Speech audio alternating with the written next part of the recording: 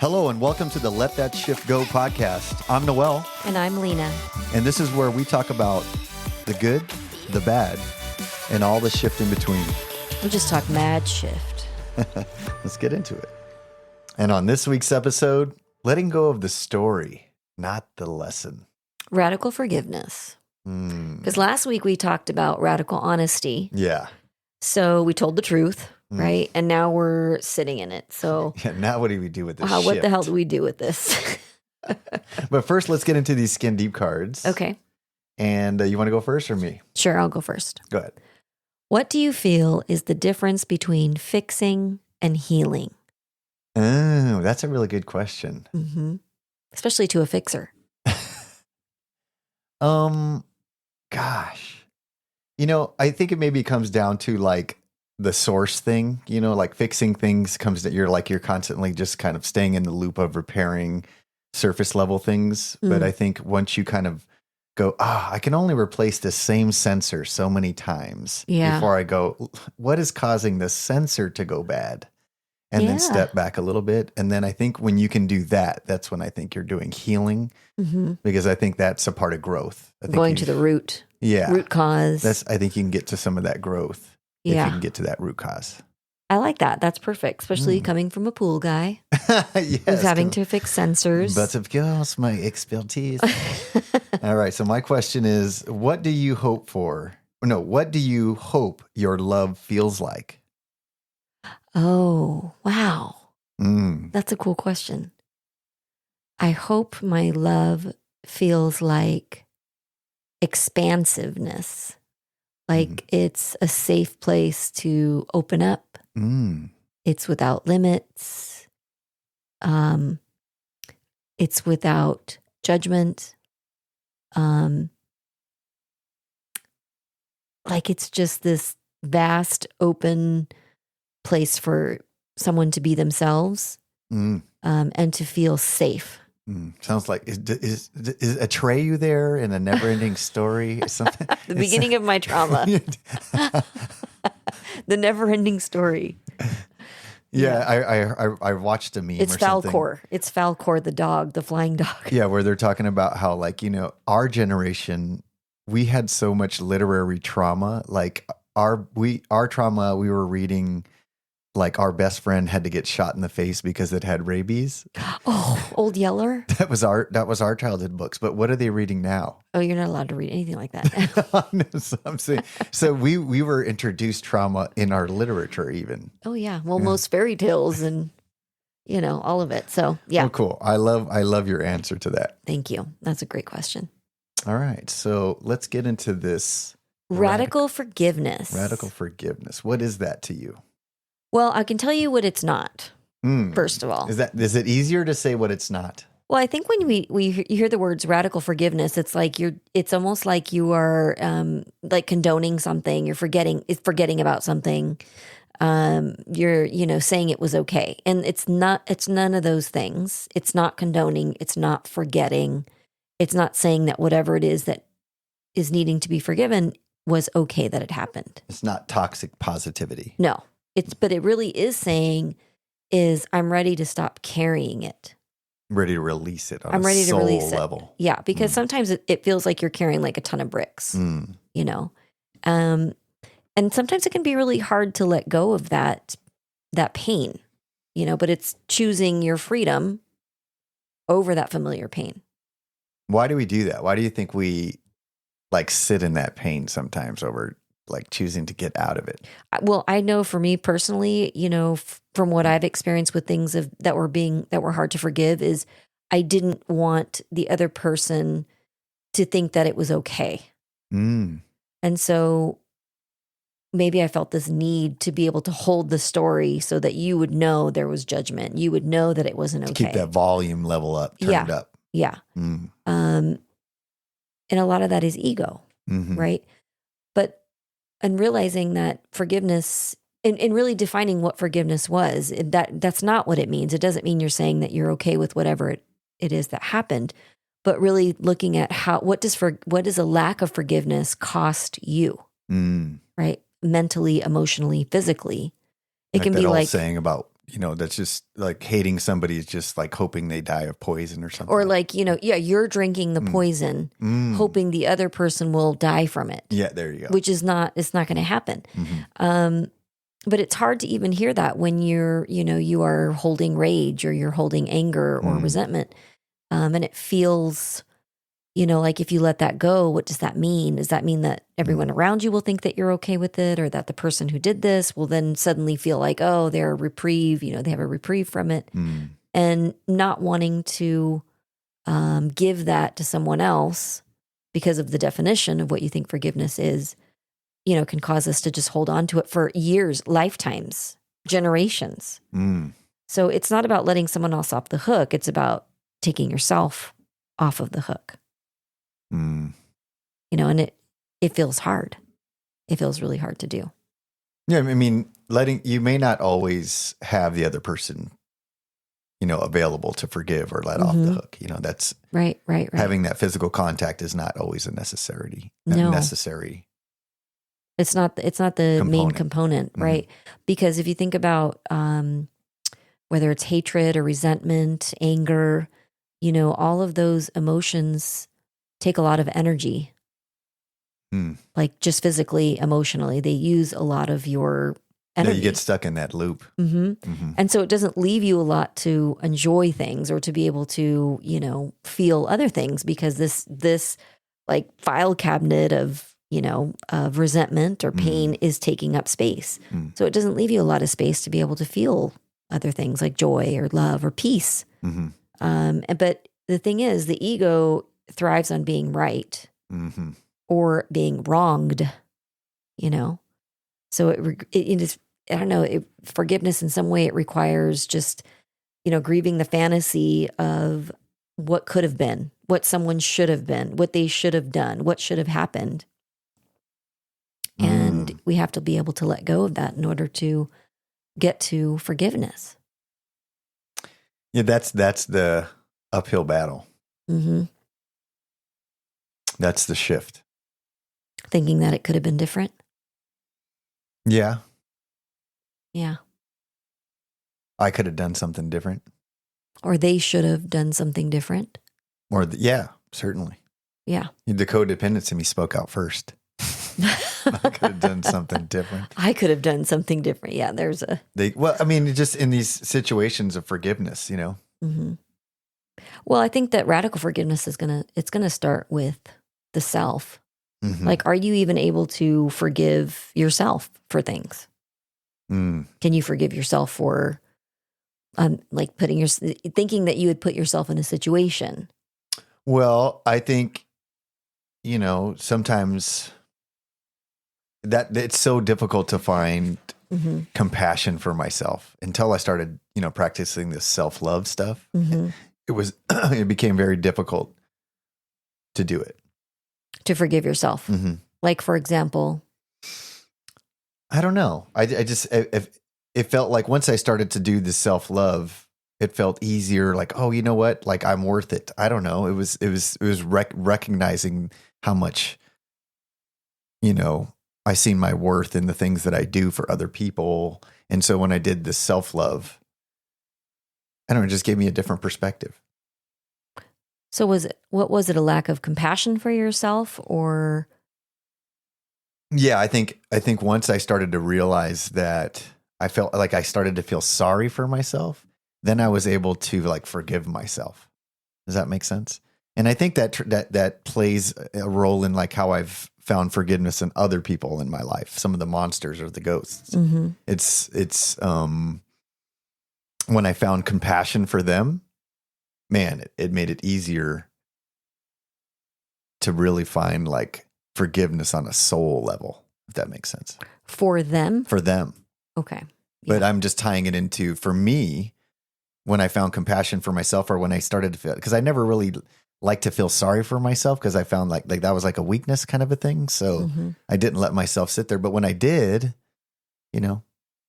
yeah, it helped. It was like, oh, you know what? That wasn't right. Why was that okay to do to me? Kind of a thing. And then it was, I can, start to forgive myself, because a lot of the times, not to use it as an excuse or a justification, but it would be a response to something, or I felt wronged, or I would react, or, I have difficulties with people criticizing me. So instead of taking the criticism, but and so like that kind of a thing, it would be, I wasn't okay doing that.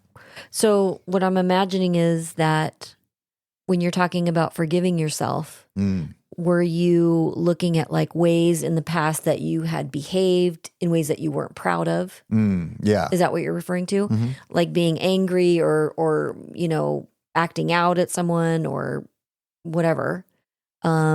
Yeah, it was finding, like, it was actually, connecting the dots of why was I that way? How did I become that way? Recognizing the patterns. And then once I started to see that, it was like, okay, now I can have compassion for that. Like for that part of yourself. For that part of myself, because there's a reason to it. Like, and I don't think you necessarily need a reason to it, but when you've been blessed with, like, the dots align and you're like, oh man, I see that. I can either from a family member who models that, like the exact pattern, or something that just happens to me. So really being able to do some self-reflection on why did I behave that way? Why did I act out that way? Mm-hmm. And being able to really trace it back to like, It's not the sensor. Go back to the source. Yeah. Yeah. You got to go back further. And so when you were, and having been on this journey with you, and now thinking about like having reacted in anger and getting to the place where you could forgive yourself for ways that you reacted or acted out, like when you look back, you wish you could have done it differently, right? Yeah. But it's already happened. Mm-hmm. So getting to the level of being able to forgive yourself was really about, it sounds like, tracing back the reason for the behavior. Right? Like going to the root. And I think the reason why that's important is because it gave me compassion for myself. Yes. Okay. That's why it's so important. Because then it was almost like watching a movie of the little boy Noel. Yeah. And going, oh my God, that's how could he have done it any differently? Up. Yeah, like what could he do? Like, yeah. And so when I was able to step away in that sense, it gave me such a different perspective. Okay. So that I could go, like, it's not my fault, kind of a thing. Does that make sense? Yeah, like it's not what's wrong with you. It's what happened to you. Yeah. Asking that, not what's wrong with you. Why are you Oprah like this? Winfrey. Yeah, it's what happened to you? What happened to make this the initial reaction or the default? So when you were able to kind of trace that back and see this little boy inside of you and how he was treated, how he didn't feel safe, didn't even know how to manage emotions or what that would even look like, and grow up to be the man you are, and having been in situations where now looking back, you wish you would have reacted differently. What the next step was, after you've been able to forgive yourself for that behavior, is really being able to look at the people who put you in that situation, right? Parents, step-parents, culture, whatever. And what does that look like? Because that's what I'm looking at with radical forgiveness. Is step one is starting with yourself, forgiving yourself for. I think the link between, finding compassion for myself makes it easy because it's not the obvious person to forgive, I think, in some ways. So forgiving the person that you found, responsible for whatever the trauma that you have. I don't know. It's really difficult to forgive somebody for these things. But once I started to humanize them and then maybe look back on what must have their child look like, because childhood look like, because I did that with mine. And then I started to find compassion because then I remember my grandparents. Yeah. And then you go, oh man, he was a son of a bitch, that must have been bad too. Right. So I don't know. It took stepping back a little bit.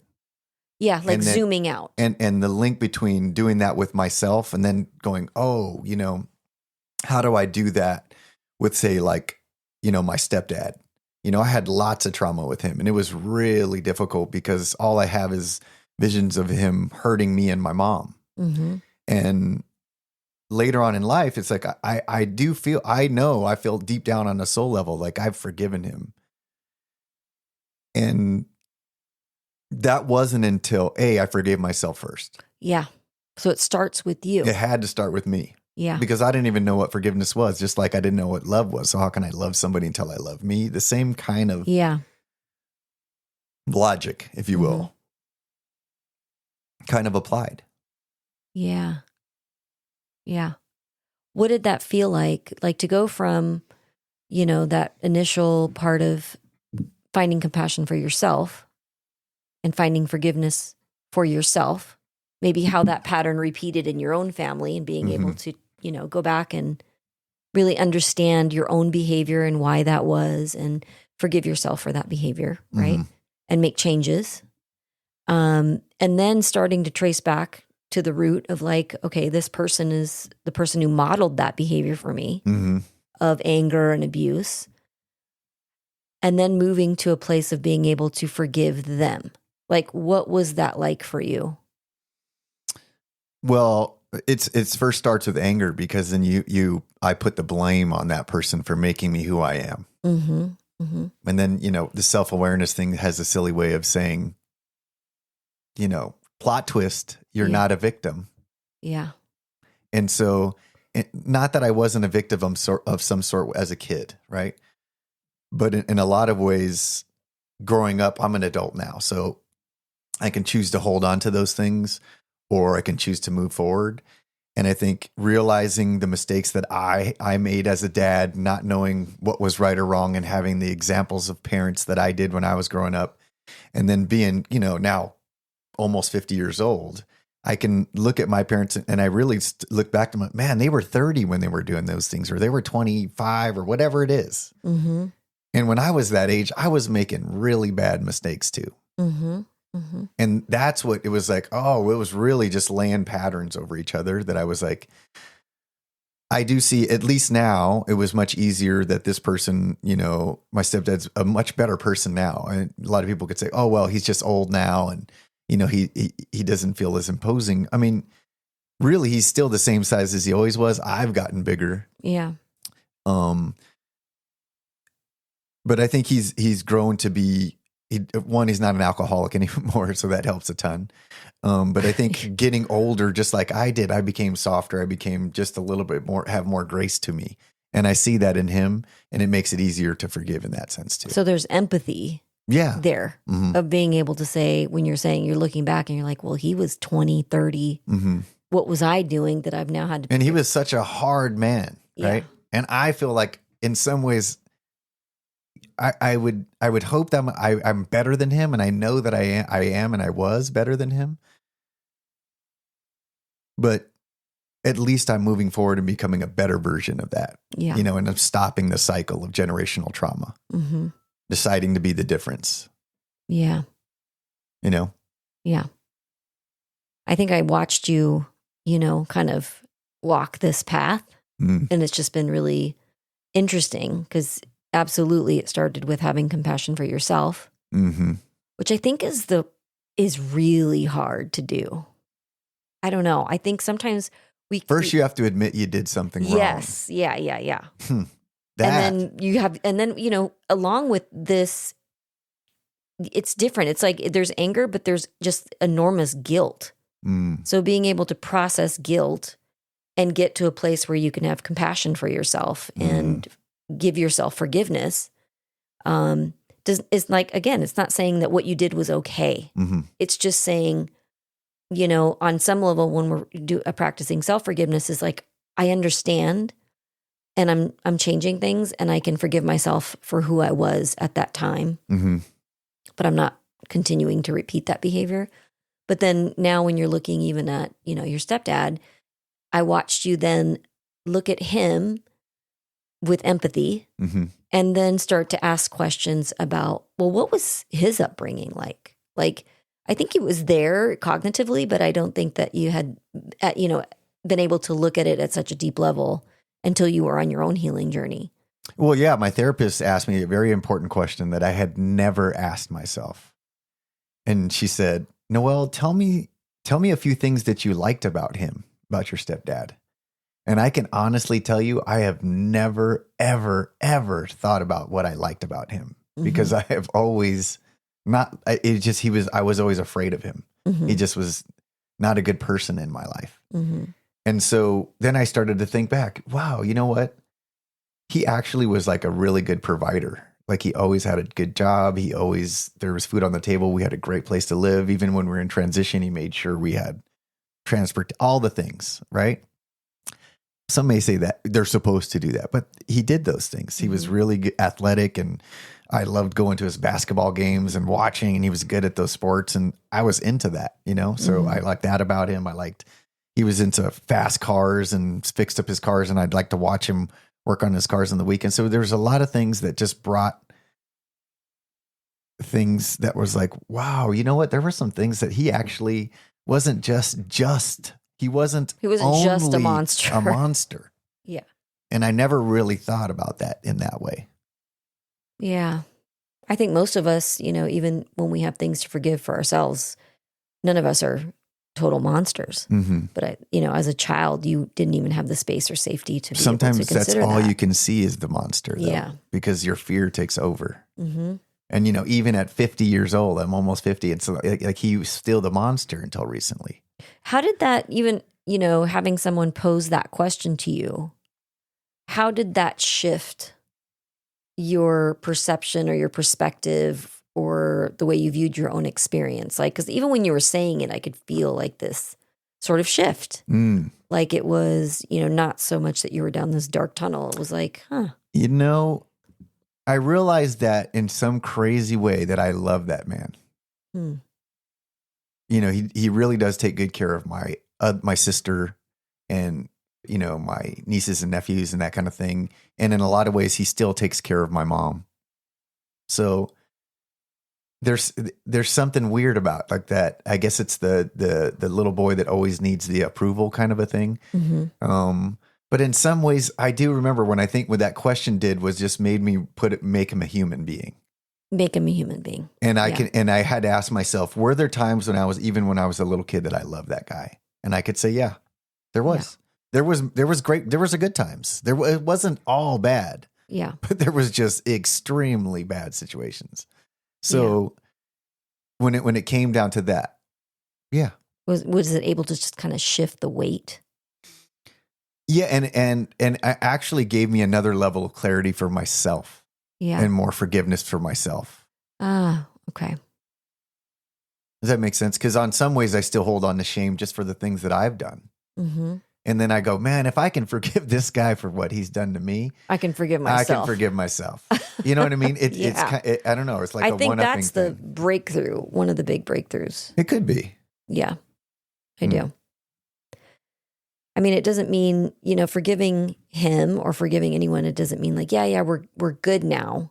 I mean, on some level, you are good now. Oh yeah, I feel. But it's good. not condoning the behavior. Yeah, I've never really had like the talk with him where we have this like come to Jesus meeting. But recently he's had some like medical conditions, and that made me really think like, wow, like how much I appreciate him, and I want to talk to him and tell him all those things.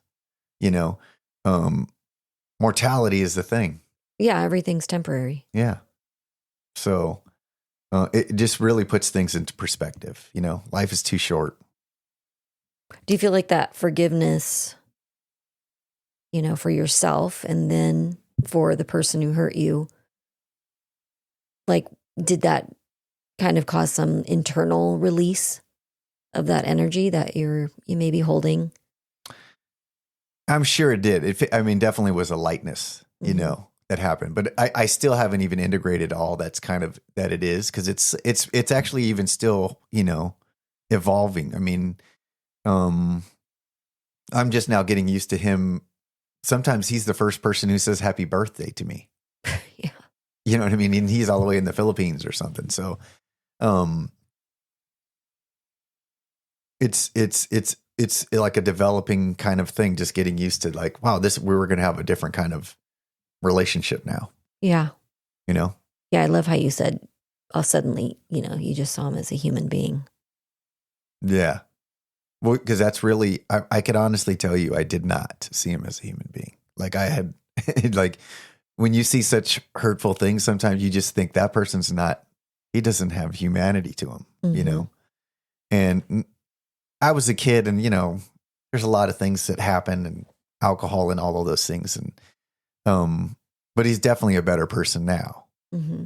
than he was then, which also makes it easier. You know, if he was still, a big pile of crap now, then it would be, much harder. I could still find forgiveness to let go of things for myself. Yeah. But then I maybe might not want to have a conversation with him like I do now. Not to accuse him of anything, but just as, but I mean, like, okay, so like for the person who the person who hurt them hasn't changed. Like, is it still possible for them to find forgiveness mm-hmm. if for no other reason but for themselves? Right? Or if the person isn't even living, like they're not making themselves a better person now. They're not even alive anymore. That person, the person who was hurt is not then just, you're going to be living with this for the rest of your life. I don't think it's just that the person changed and now. I just think it just made it easier, like an affirmation kind of a thing. Yeah. But I don't think that's necessary because I haven't always had those affirmations for things that I've forgiven. Like it's more something internal. Yeah. I think it's unrealistic to expect that, to be looking, I'm going to wait for the sign. Like, no. Or waiting for this person to change, because honestly, then you could be waiting forever. Oh, yeah. Right. And you will not experience that shift of letting go of the weight mm-hmm. of rage or anger or any of that, mm-hmm. which then just eats at yourself. I mean, it doesn't allow for a deeper relationship and the possibility for that deeper relationship. Even if you didn't want it or want it with the person that hurt you, you know what I mean? Yeah. You don't, like we were saying, you don't, give forgiveness because they deserve it. Mm-hmm. You give forgiveness because you deserve it, mm-hmm. To not carry it anymore. And also on some level, I believe all things happen for a reason. Like there's divine order in some way. Mm-hmm. And so, on some level, just trusting that your experience was the one that was going to shape you into be the person that you are right now, or the person that you came here to become. Mm-hmm. And so in all things, it's neither good nor bad. It's, I think forgiveness is like untying knots, that exist within ourselves. Mm. So some tools for practicing radical forgiveness. And one of the things is, we always talk about is that somatic experience of really, feeling into the body where you feel resentment in your body. Mm-hmm. And in coming into contact with that and really asking what that's about and really starting to dig deeper at the root, maybe the first time you felt that, coming in contact with the actual experience that you're holding on to. Mm-hmm. And maybe even, like we've talked about in the past, like journaling, right? And starting to kind of open this up with, what is the story I've been telling to stay hurt? Mm. Mm-hmm. What is the lesson that I can keep without keeping the wound open? Like, what did you learn from your abuse? What did you learn from the experience that you had that on some level was asking to be forgiven? And if you forgave them, what would you have to feel next? Mm. I like that you have to think about preparing yourself for what the next feeling is. Yeah, because, oftentimes anger is this thing that's protecting sadness, disappointment, whatever it is. And that's getting to, instead of just treating the sensor, is getting to the root, right? And it doesn't require the other person. It requires you being able to go in. And another practice that I love, and we've used this on, I think you can use it for many things, but is to write a no-send letter, right? You just write the letter saying all the things that you feel like you needed to say or you need to say. Yeah. Without even the intention that you're going to send it. Yeah, and it's just verbal diarrhea. It's just it's like bleeding out yeah. Whatever the anger is that's there. It's a volcano of words just coming out, releasing it. Like write it and then burn it and then breathe. And it's not about grammar. You're not spell checking it, because if you're spell checking, you're not flowing. Yeah, and writing it, like we've talked about in the past, it's moving the energy. Expressive writing. Yeah, it's moving the energy that's literally sitting in your body. Mm. So those would be, like if you had to sit down one evening in a place you feel safe, is really just to tune into your body to see where does this resentment actually live. Sometimes you'll feel it right in the heart, in the stomach, and let that be the reason for that somatic cueing is just to become in contact with what is the story that's there. And the journaling can start to just open that up, writing the letter without any intention of sending it, having a little burning ceremony, like whatever it is to release that energy of rage, of anger, of sadness, so it doesn't have to live inside of your body anymore. I like that. What do you think about doing Let's do some 10, 20, 30. Let's do a breathwork session to kind of clear out some stuff. Alrighty. So if you are driving, obviously you're not going to do this while you're driving, so you can save this podcast here and come back to it at a later time. Otherwise, if you can just find yourself in a comfortable seated or laying down position, you can just close your eyes down, feel the seat beneath you or the bed beneath you, and just start to become aware of your breath coming in and out. Just noticing what the breath feels like, what the temperature is, if it's jagged or smooth. Just see all of your attention right on your breath. And we're going to go for 10, 20, 30. Perfect. We're going to take 10 deep breaths in and out of the mouth, really deep, all the way in belly, chest, head. And we're going to release through the mouth. We're going to do 10 of them at the bottom of 10. When we release all the way out, we're going to hold for 10 seconds, and I'll coach you through the rest, okay? So closing down our eyes, getting ready. Let's go for our first 10 breaths.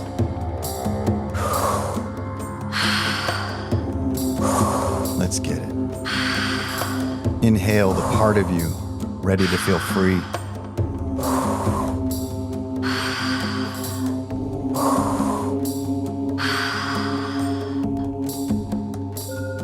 Keep going. 10 big deep breaths. Belly, chest, head. Relaxing the jaw. All the effort is on the inhale, relaxing on the exhale. We're almost there. And at the bottom here, we're going to hold. Holding. 5 more seconds. 2. And now we're going to go for 20 breaths. Let's go for 20 big breaths. In and out of the mouth. Belly, chest, head.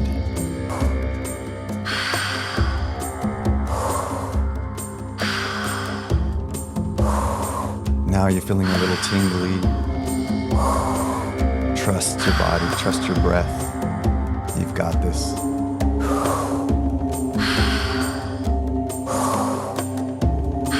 We're about halfway there.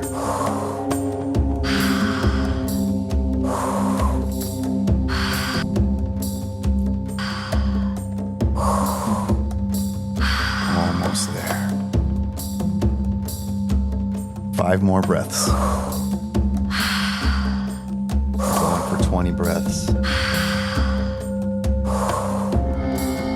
Inhaling all that's ready to be free. And at the bottom, we're going to hold here for 20 seconds.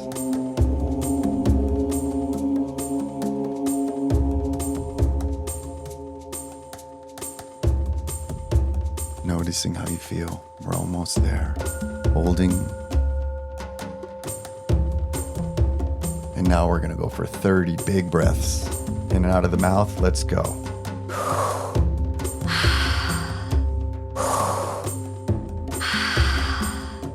Breathing in. Deep. Belly, chest, head.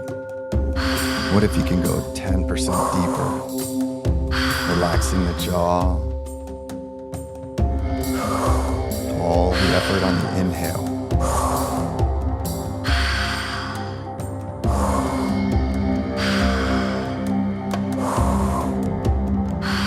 We're about halfway big, deep breaths. You're so much stronger than you think.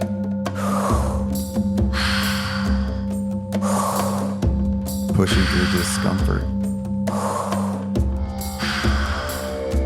What you put in is what you get out. Breathe deep and full, never sacrificing the depth.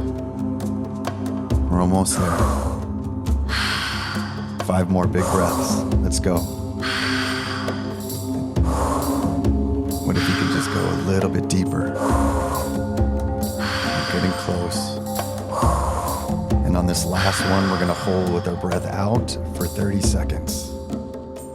Exhaling all that breath out. Releasing the chains of resentment.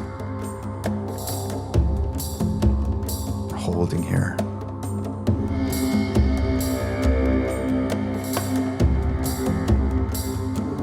Straightening the spine, relaxing the shoulders. We're almost there.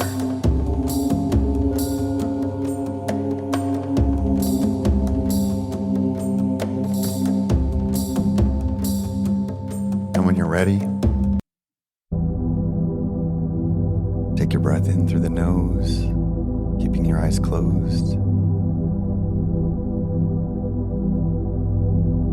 Breathing in and out of the nose.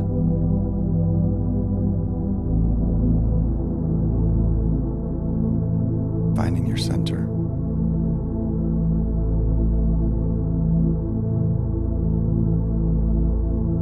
I release what no longer needs to be retold.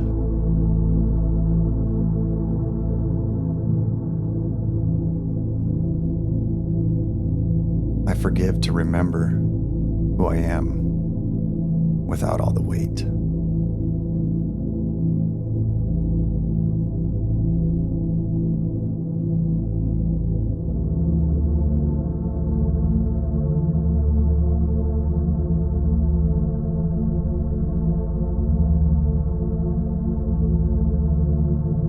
And as you breathe in through your nose, feel your body relax. Every exhale, a layer deeper.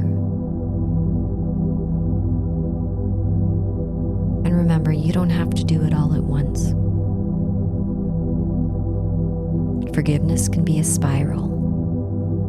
You'll revisit, but with more softness each time.